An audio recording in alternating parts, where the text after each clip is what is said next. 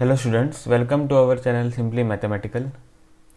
इस वीडियो में हम सीखेंगे properties of determinants of chapter 4 determinants 12th class maths. तो हमने डेफिनेशन ऑफ डिटर्मिनेंट सीखा था, फिर 2x2 3x3 डिटर्मिनेंट्स कैसे इवेल्युएट करते हैं उसका रूल भी हमने सीखा था, ठीक है। और एक्सरसाइज भी सॉल्व किए हैं हमने 4.1। अब हम यहाँ पे देखेंगे प्रॉपर्टीज़ ऑफ डिटर्मिनेंट्स, जो कि बहुत ही इंपॉर्टेंट सब टॉपिक है इस चैप्टर का, ठीक है। उसमें बहुत से प्रॉब्लम पूछे जाते हैं एग्ज़ाम्स में, ठीक है। तो प्रॉपर्टीज़ ऑफ डिटर्मिनेंट्स।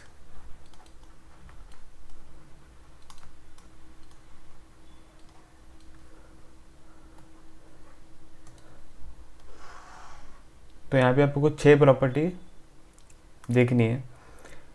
तो फर्स्ट प्रॉपर्टी अब हम यहाँ पे लिखेंगे। तो प्रॉपर्टी 1,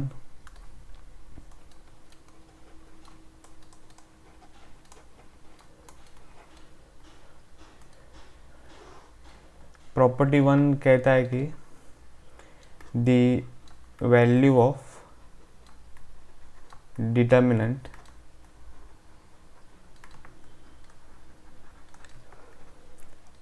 remains unchanged, या फिर value of determinant is unchanged if we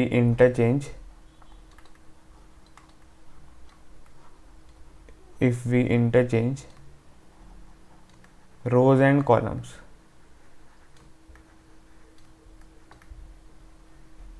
ठीक है। तो फर्स्ट प्रॉपर्टी क्या है? The value of determinant is unchanged if we interchange rows and columns. मतलब कि अगर हमने रोज और कॉलम्स को इंटरचेंज किया है डिटर्मिनेंट के, मतलब कि अगर हम रोज को कॉलम्स बनाते हैं और कॉलम्स को रोज बनाते हैं इन अ डिटर्मिनेंट, तो फिर वैल्यू ऑफ द डिटर्मिनेंट वैसे का वैसा रहता है, ठीक है।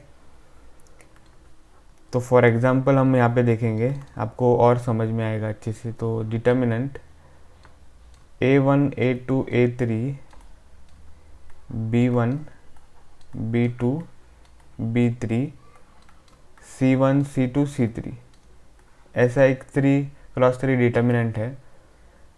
अगर हमने इस डिटर्मिनेंट के रोज़ कॉलम्स में बदल दिए और कॉलम्स जो है वो रोज़ में बदल दिए, मतलब कि एक्चुअली हम मैट्रिक्स का ट्रांसपोज लेते हैं और उसका डिटर्मिनेंट हम लिखते हैं। तो अगर हमने ये जो रो है वो कॉलम बनाया है, तो फर्स्ट रो बन जाएगा फर्स्ट कॉलम, तो a1 a2 a3।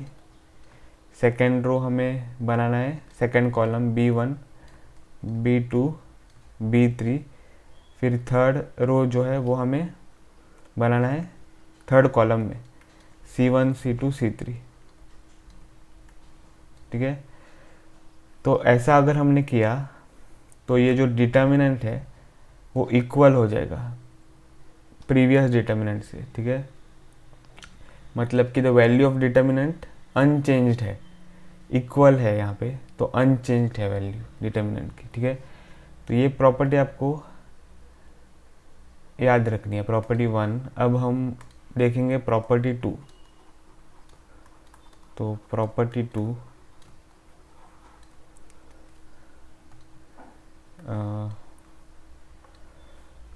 प्रॉपर्टी 2 है दी if we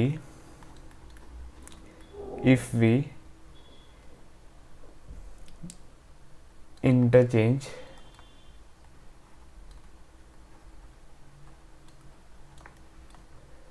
any two rows या फिर कॉलम्स। तो मैं कॉलम्स जो है वो ब्रैकेट में लिखूँगा। तो ये सेंटेंस इस ब्रैकेट के लिए कैसे आ जाएगा? If we interchange any two columns, ठीक है।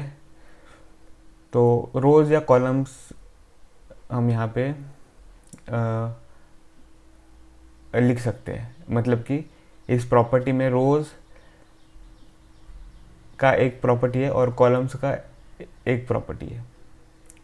पर हम दो दो प्रॉपर्टी लिखने के बजाय क्या करेंगे, एक ही स्टेटमेंट में प्रॉपर्टी लिखेंगे, तो दोनों के लिए वो ट्रू है। ठीक है, if we interchange any two rows या फिर any two columns, then the value of the determinant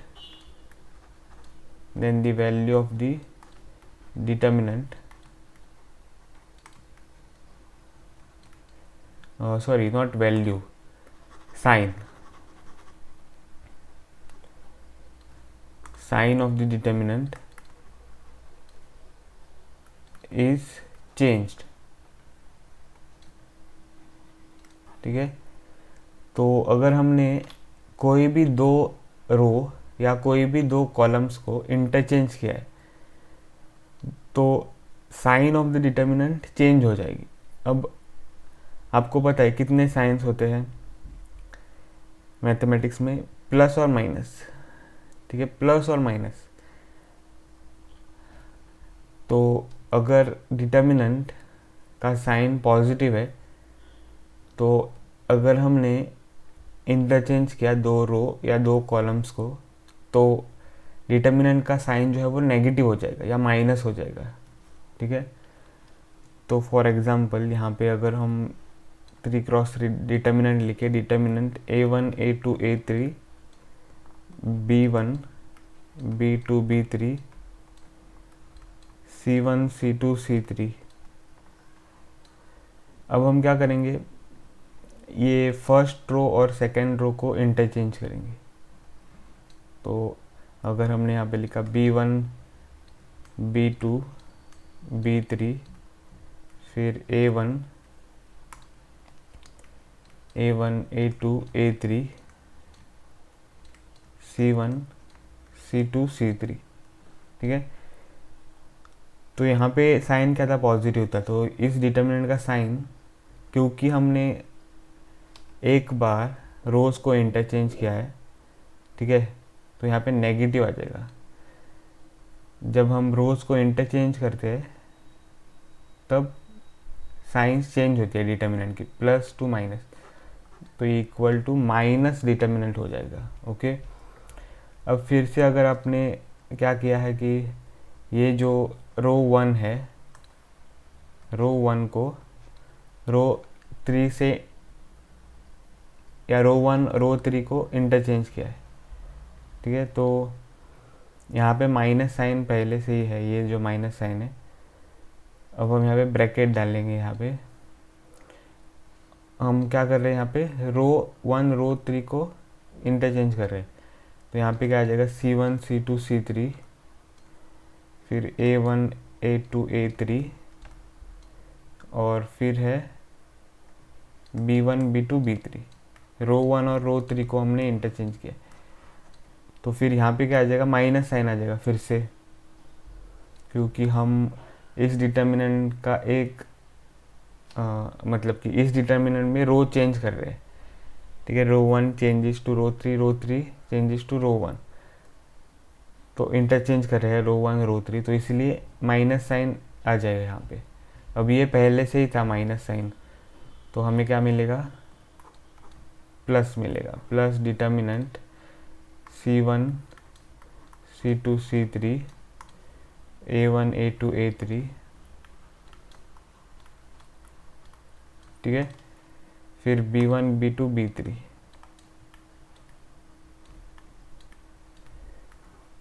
अब फिर से हमने क्या किया है कि रो सॉरी कॉलम 2 को कॉलम 3 से अगर हम इंटरचेंज करते, कॉलम 2 को कॉलम 3 से अगर हम इंटरचेंज करते तो फिर से माइनस साइन आ जाएगा। ठीक है, कॉलम के लिए भी प्रॉपर्टी ट्रू है, तो c1 a1 b1 फिर यहाँ पे क्या आ जाएगा, c3 a3 b3 c2 a2 b2। ठीक है, तो ऐसे हमको ये प्रॉपर्टी यूज़ करना है, प्रॉपर्टी 2। अब हम देखेंगे प्रॉपर्टी 3।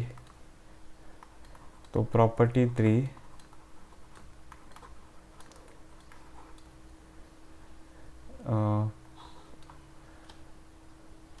प्रॉपर्टी 3 है about the rows and column फिर से, ठीक है। तो इफ एनी टू रोज या फिर कॉलम्स इन अ डिटर्मिनेंट या of a determinant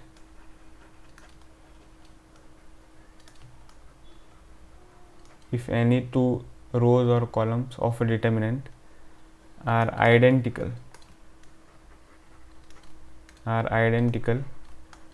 then the value of the determinant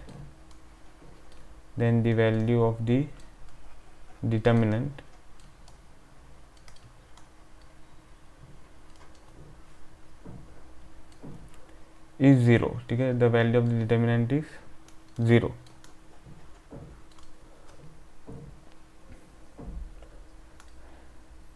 okay, तो अगर हम यहाँ पे एग्जाम्पल ले तो यहाँ पे प्रॉपर्टी क्या है, इफ़ एनी टू रोज और columns of a determinant are identical, मतलब कि कोई भी दो रो या फिर कोई भी दो कॉलम्स सेम है डिटर्मिनेंट, मतलब कि हर एक एलिमेंट जो है वो सेम है डिटर्मिनेंट में, मतलब कि दो रो या दो कॉलम्स का हर एक एलिमेंट सेम है, तो डिटर्मिनेंट का वैल्यू क्या होता है, 0 होता है। तो एग्जांपल यहाँ पे हम देखेंगे A1 A2 A3 अगर है, फिर यहाँ पे है B1 B2 B3 और फिर से यहाँ पे है A1 A2 A3, ठीक है। तो ये डिटर्मिनेंट क्या बन जाएगा, 0। या फिर ऐसा है, क्यों ये बन जाएगा 0, क्योंकि आप देख सकते हो कि रो 1 और रो 3 आइडेंटिकल है, A1 A2 A3 A1 A2 A3, तो ये 0 बन जाएगा।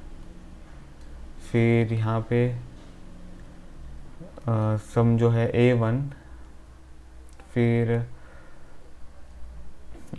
A2 A3, यहाँ पे है समझो B3 और A3 ऐसे। ओके, तो यहाँ पे भी हम A3 लेंगे। ओके, यहाँ पे है B2 A2 फिर B3 A3 ऐसे। तो यहाँ पे आप देख सकते हो कि ये कॉलम 1 और कॉलम 3 सेम है, तो इसीलिए ये डिटर्मिनेंट बन जाएगा 0, क्योंकि कॉलम 1 और कॉलम 3 आइडेंटिकल है। तो कोई भी दो रो या कोई भी दो कॉलम्स सेम है या आइडेंटिकल है, तो डिटर्मिनेंट क्या होता है, 0 होता है डायरेक्टली। ओके, ये बहुत ही इंपॉर्टेंट प्रॉपर्टी है, प्रॉपर्टी 3। अब हम देखेंगे property 4।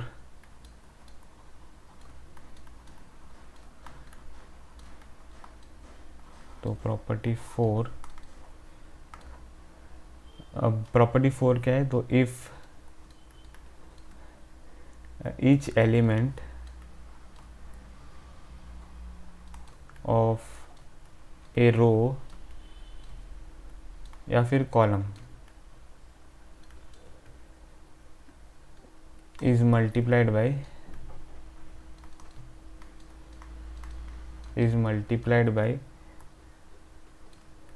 a constant k,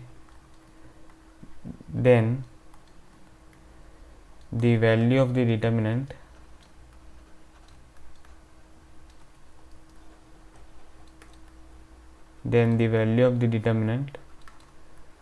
gets multiplied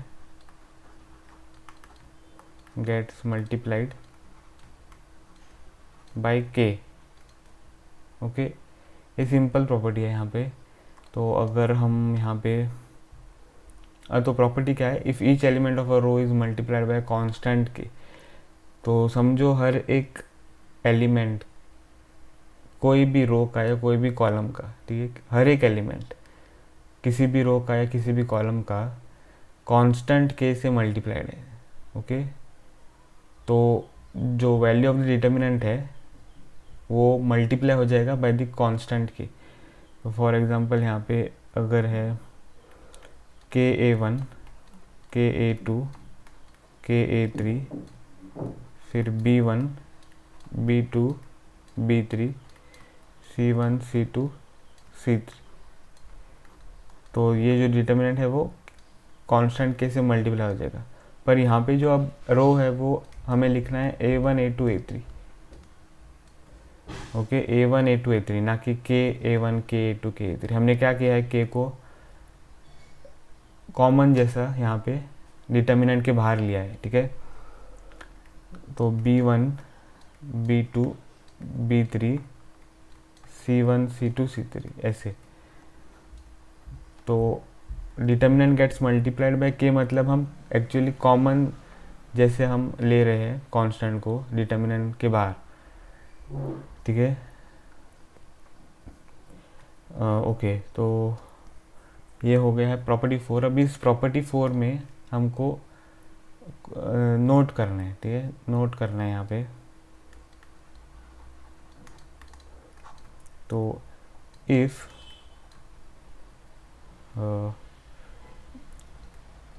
each element of if each element of a row or a column of a determinant, ठीक है, if each element of a row or column of a determinant is proportional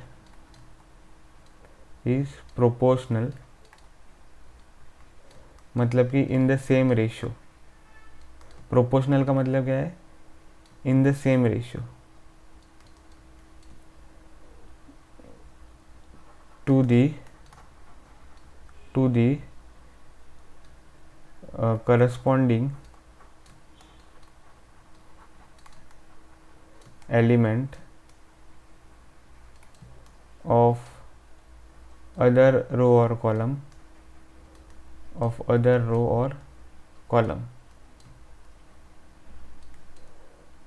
ठीक है।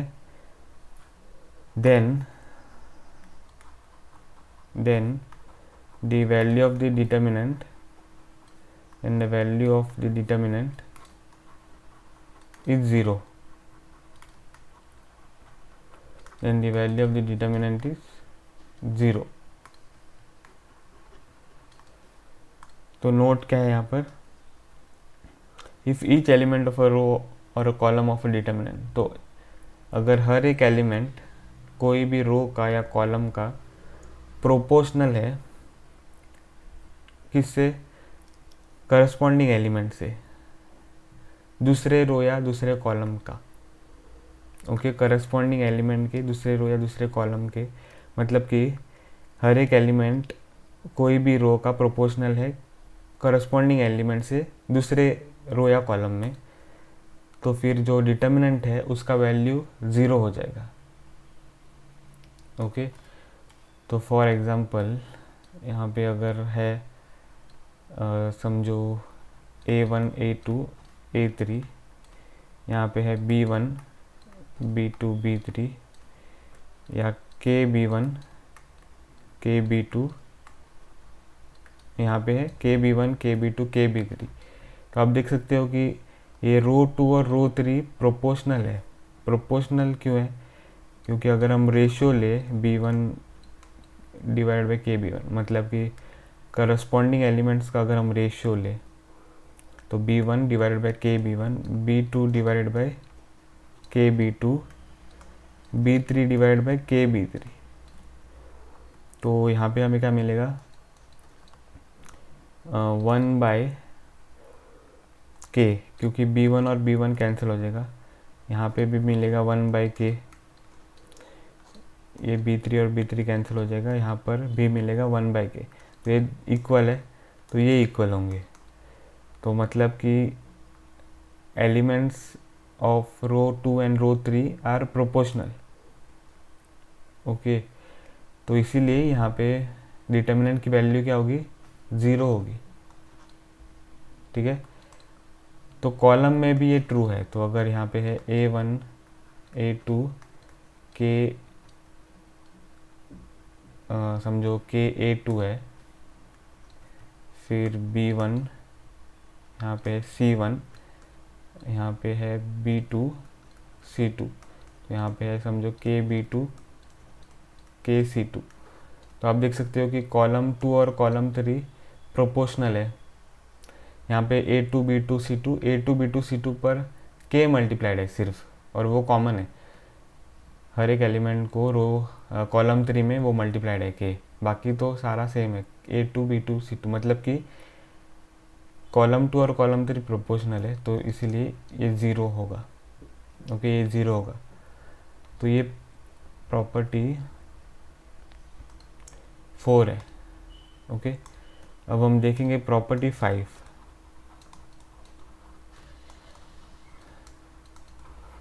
तो property 5 है, if each element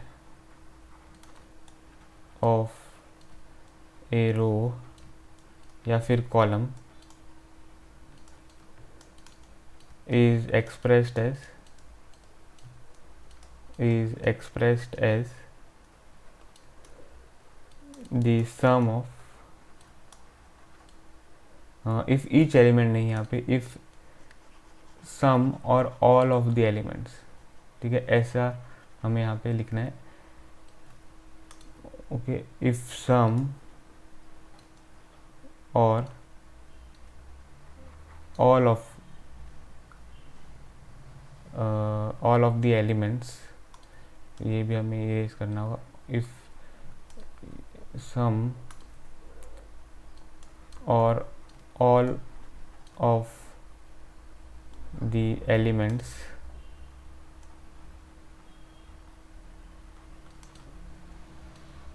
okay, ठीक से लिखेंगे यहाँ पे। if sum or all of the elements of a row or column, okay, of a row or column is expressed as the sum of 2 or more, ठीक है। if sum or all of the elements of a row or column is expressed as the sum of 2 or more terms, then the determinant can be expressed as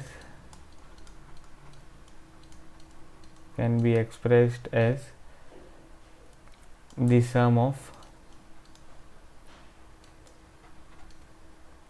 2 or more determinants।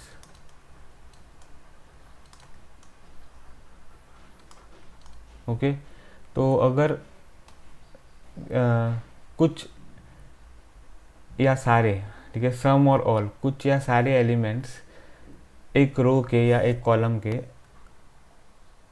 कैसे expressed है, सम of 2 और मोर terms, मतलब कि कुछ या सारे जो elements है वो 2 या उससे ज़्यादा टर्म्स के सम में एक्सप्रेस्ड है, ठीक है, 2 या ज़्यादा सम के टर्म्स में एक्सप्रेस्ड है। तो the determinant can be expressed as the sum of 2 और मोर डिटर्मिनेंट्स। तो for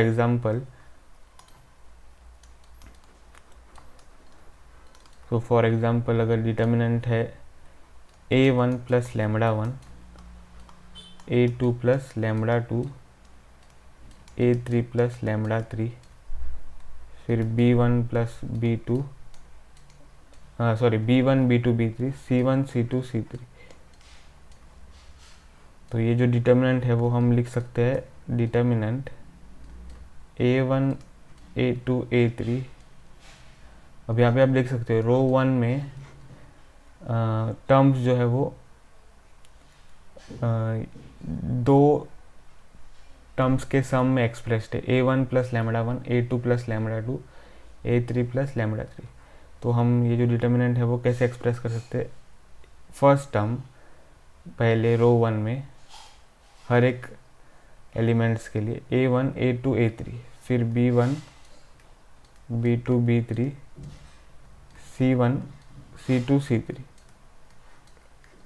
plus determinant second term lambda 1 lambda 2 lambda 3 b1 b2 b3 c1 c2 c3। Okay, तो ऐसे हम एक्सप्रेस कर सकते हैं डिटर्मिनेंट को। तो ये है प्रॉपर्टी 5। अब हम देखेंगे प्रॉपर्टी 6।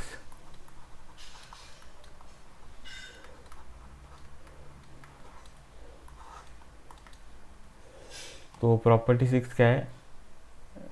तो प्रॉपर्टी 6 है if to each element of a row या फिर column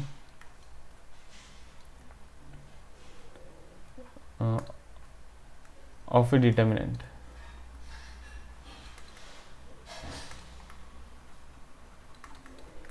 equimultiples, okay, the equimultiples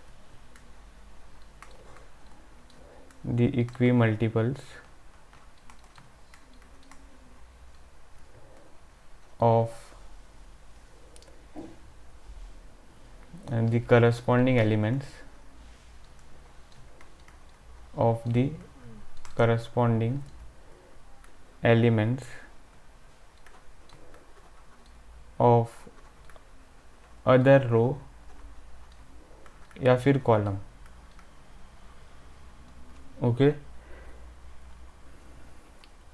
are added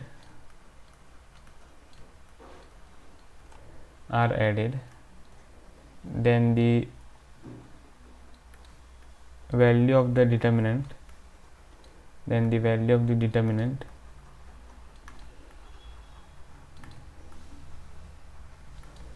remains same। ठीक है, that is the value of the determinant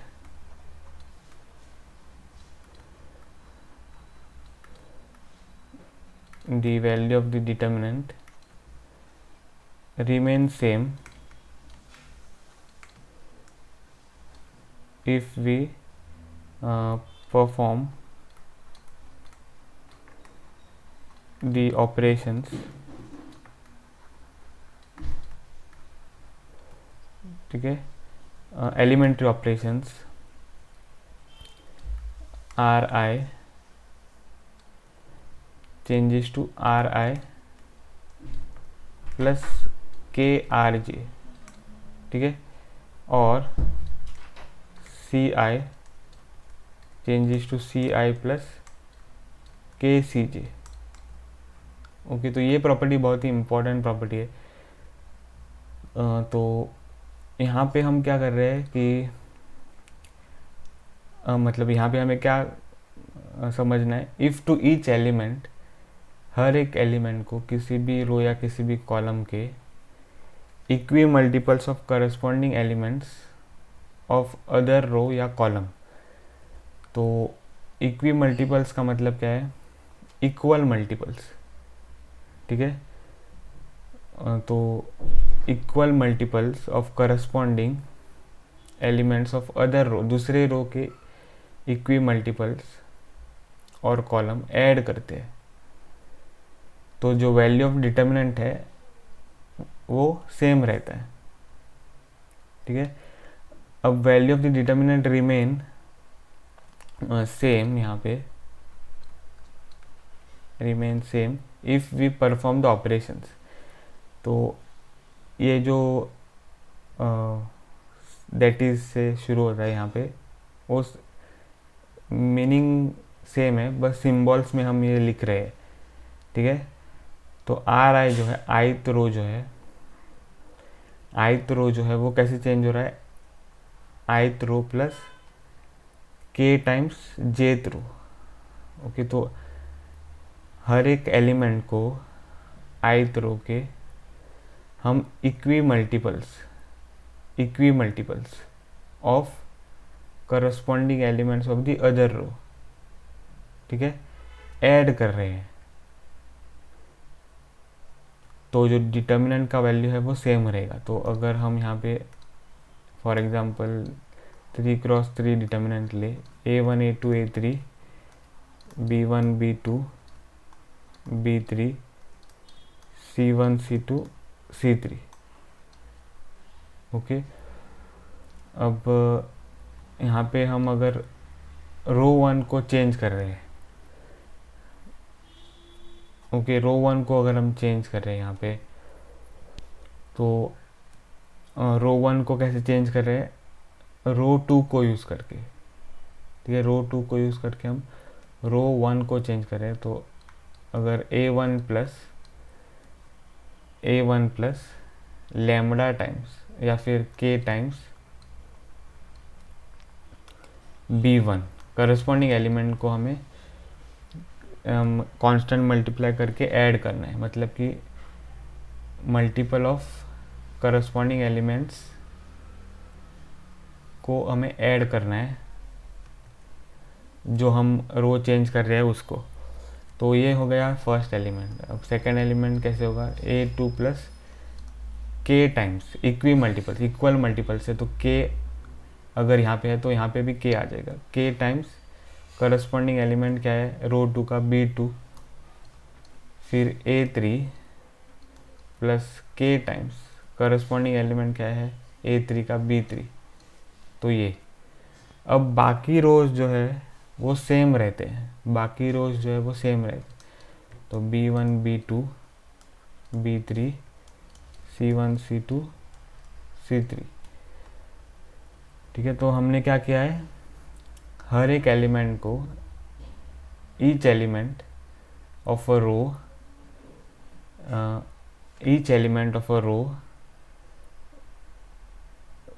to each element of a row, ठीक है, to each element of a row equimultiples of other row are added. तो ये हमने किया है। Property क्या कहती है, अगर हम if to each element of a row equimultiples are added then the determinant remain same. तो इक्वल यहाँ पे आ जाएगा, ठीक है। तो ये प्रॉपर्टी 6 है। यहाँ पे ऑपरेशन क्या है, R1 गोज टू R1, क्योंकि R1 चेंज हो रहा है तो हमें यहाँ पर लिखना है R1 changes to R1 plus constant क्या हमने मल्टीप्लाई किया है, K, किस रो को मल्टीप्लाई किया है, रो 2 को, और फिर ऐड किया है, ठीक है। ओके, अब हम यहाँ पे एक चीज़ नोट करेंगे, ठीक है, एक चीज़ यहाँ पे नोट करेंगे।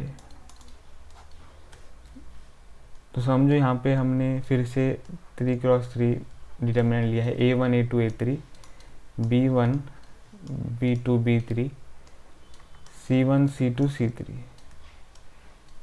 ओके, तो अगर हम एक से ज़्यादा ऑपरेशन करना चाहिए यहाँ पे 3x3 मैट्रिक्स में, अगर 2 ऑपरेशन हम करना चाहिए इस डिटर्मिनेंट में, तो देखते हैं कैसे हम करेंगे वो। R1, समझो पहले हम R1 को चेंज करें, तो R1 changes to R1 plus K R2, okay. और सिमिलरली हम यहाँ पे एक और ऑपरेशन करेंगे। अब यहाँ पे आपको केयरफुल रहना है, और ये नोट है। तो अगर आप यहाँ पे सेकेंड रो को चेंज कर रहे हो, ठीक है, या फिर थर्ड रो को अब हम लेंगे, क्योंकि सेकेंड रो यहाँ पे ऑलरेडी यूज्ड है। तो थर्ड रो को अगर हम चेंज कर रहे हो, तो थर्ड रो प्लस, अब आप यहाँ पे फर्स्ट रो नहीं ले सकते हो, ओके। आप अभी फर्स्ट रो नहीं लोगे, क्यों? क्योंकि फर्स्ट रो तो चेंज हो रहा है सेम स्टेप में, फर्स्ट रो जो है वो चेंज हो रहा है, ठीक है। तो इसीलिए यहाँ पे आपको क्या करना होगा, हाँ ये यहाँ पे कौन सा भी आप कांस्टेंट ले सकते हो, समझो m हमने लिया है, m R2 हम कर सकते हैं यहाँ पे, ठीक है। R2 हम यहाँ पे ले सकते हैं, R1 नहीं ले सकते यहाँ पे, क्यों? क्योंकि R1 तो चेंज हो रहा है। अगर आपने यहाँ पे R1 लिया है तो आप ओरिजिनल R1 लोगे, पहले जो R1 था, पर उसी स्टेप में आप R1 चेंज कर रहे हो तो वो गलत हो जाएगा, ठीक है। तो इसीलिए हमको अगर दो ऑपरेशंस करने तो केयरफुल रहना है कि जो रो है वो चेंज हो रहा है या नहीं। अगर चेंज हो रहा है वो रो उस स्टेप में, तो वो आप वहाँ पे यूज़ नहीं कर सकते हो सेकेंड ऑपरेशन में, ठीक है। तो यहाँ पे हमको अब क्या मिलेगा, A1 plus KB1, A2 plus KB2 और A3 प्लस KB3, और रो 3 भी चेंज हो रहा है, कैसे? C1 प्लस M R2, तो करस्पॉन्डिंग एलिमेंट क्या है R2 का, B1, फिर C2 plus M times corresponding element क्या है B2, और फिर C3 plus M times corresponding element क्या है B3, ओके। तो ऐसे आपको मिलेगा, और रो 2 सेम रहेगा, B1 B2 B3। तो ये चीज़ आपको नोट करना है, ओके। तो ये हो गया है 6 प्रॉपर्टीज़ के बारे में, प्रॉपर्टीज़ ऑफ डिटर्मिनेंट, जो आपको अच्छी तरह से याद रखने हैं, ओके। तो इस वीडियो में बस इतना ही। अगर आपको ये वीडियो पसंद आया हो तो मेरे वीडियो को ज़रूर लाइक करें, और अभी तक अगर आपने मेरे चैनल को सब्सक्राइब नहीं किया है तो प्लीज़ मेरे चैनल को सब्सक्राइब करें। मिलता हूँ आपको अगले वीडियो में, तब तक के लिए बाय।